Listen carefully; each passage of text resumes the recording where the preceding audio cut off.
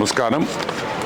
ఈరోజు MLC YCP MLC Chandrashekar Reddy ఈరోజు ఆయన రాజీనామా చేస్తూ ఆయన వివిధ కారణాలు ఎందుకు ఆయన రాజీనామా చేశాడు అనే విషయాన్ని చాలా సుదీర్ఘంగా ఒక 32 నిమిషాలు ఒక ప్రెస్ మీట్లో పదే నారాయణ గారి పేరు ప్రస్తావిస్తూ మా సారు అతను ఈరోజు ప్రెస్ మీట్ పెట్టడం జరిగింది.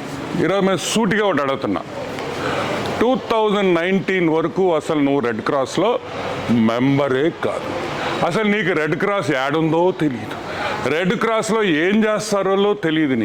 నువ్వు 2019లో రెడ్ క్రాస్లో మెంబర్ అయ్యావు ఫర్ ది ఫస్ట్ టైం. ఒక్క డ్రాప్ బ్లడ్ ఇచ్చావా ఈరోజుకి? ఒక్క డ్రాప్ బ్లడ్ రెడ్ క్రాస్కి ఇచ్చావా అని మేము అడుగుతున్నాం. ఈరోజు 2019లో నువ్వు రెడ్ క్రాస్లో మెంబర్ అయ్యి అసలు గతం మర్చిపోతున్నావు Chandrasekhar Reddy.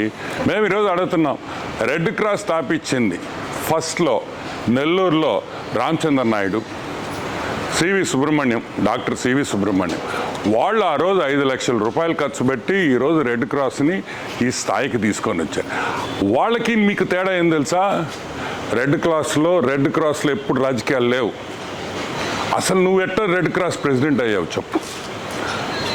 Maithili school owner Manohar Reddy panel గెలిచింది, అసలు నీ ప్యానెల్ కూడా గెలవలా. ఈరోజు సింపుల్గా మేము అడుగుతున్నాం, నారాయణ ఇది చేశాడు, నారాయణ సార్ అది చేశాడు, నారాయణ సార్ చాలా చేశాడు, అవి కూడా చెప్పు.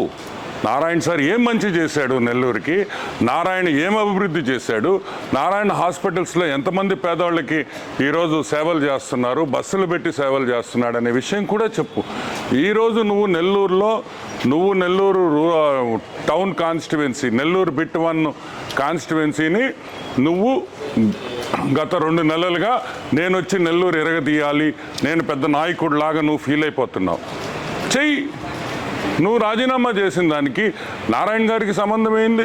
తప్పే ఉంది ఎంఓయూ అడిగితే? రెడ్ క్రాస్ ఎంఓయూ అడిగావు, తప్పేంటి? It is bloody cancer related.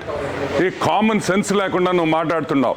నీ మీద ఈరోజు నేను చెప్తున్నాను చంద్రశేఖర్ రెడ్డి, రెడ్ క్రాస్లో నీ కాలేజీ వాళ్ళు, మీ దగ్గర ఉండే టీచర్లు, నీ స్టూడెంట్లు అందరూ సభ్యత్వం. మేము అడుగుతున్నాం, దాని మీద హైకోర్టుకు వెళ్ళున్నారు. నువ్వు చేసిన అవకతవకలు అన్నీ తీస్తాం, ప్రతి ఒక్కటి తీస్తాం.